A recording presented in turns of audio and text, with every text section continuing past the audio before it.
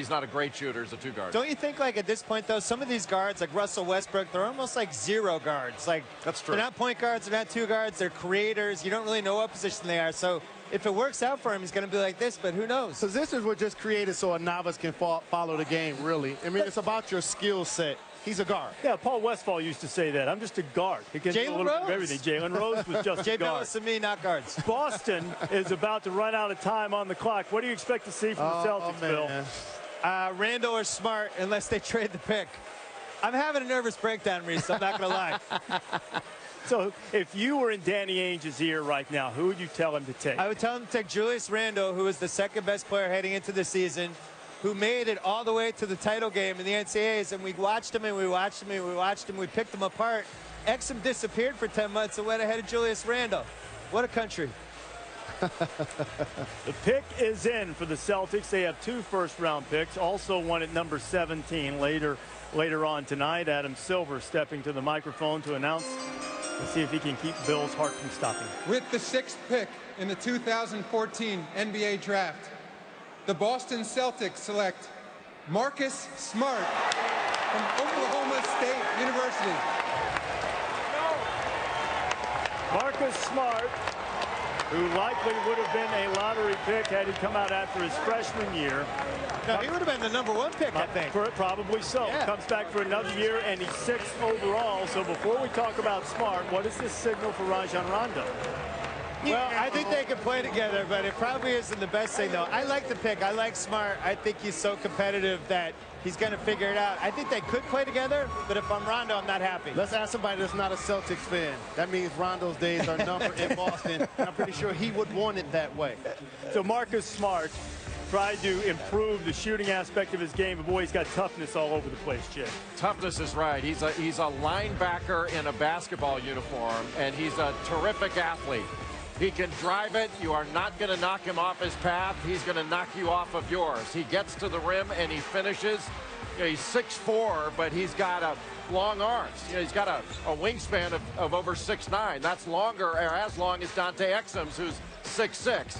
He can post up. He can get to the rim. He's excellent in transition, plays really well off of pick-and-roll situations. And I think you talked about it. He absolutely competes. He's an excellent passer. The only thing he doesn't do is he doesn't shoot it. He's streaky and he's inconsistent as a shooter, but he can really guard people. Off the ball, he's an excellent, alert, off-the-ball defender, and on the ball, he is truly outstanding. His opponents shot only 27% when he was guarding them.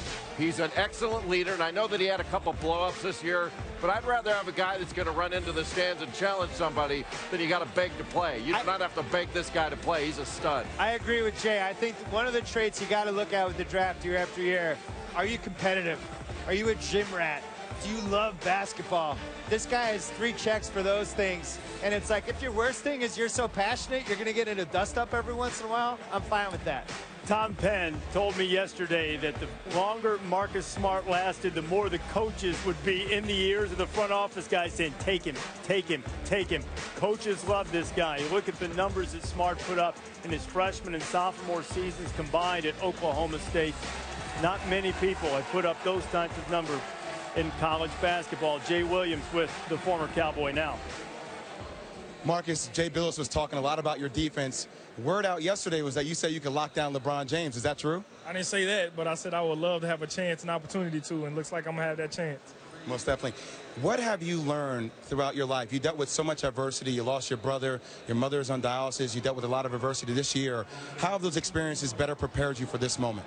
I mean, you know, just to never take anything for granted, you know. And I think also another thing, a good friend of mine, Isaiah Austin, has showed us all of that, you know. Wonderful young man, and his career was taken away from him at an early age. You know, that's how I was raised. Never take anything for granted. Congratulations, Marcus. Back to you, Reese. All right, Jay, so Marcus Smart going to the Celtics with the 6th overall pick. Tom Penn, I said that you knew that coaches would love to have this type of attitude and this type of demeanor on his team. What do you see in Marcus Smart? Well, it's not only coaches, it's the numbers guys, too. This is where the analytics also support it. He leads in all the advanced analytics categories. Our Kevin Pelton with ESPN projects him as the best prospect going forward for the numbers, and you see why. First in all these key offensive, defensive categories. Then the old school coaches and scouts say, give me this guy. Give me somebody who will get in the paint and finish. Give me somebody I can post up. Give me an NBA-ready body.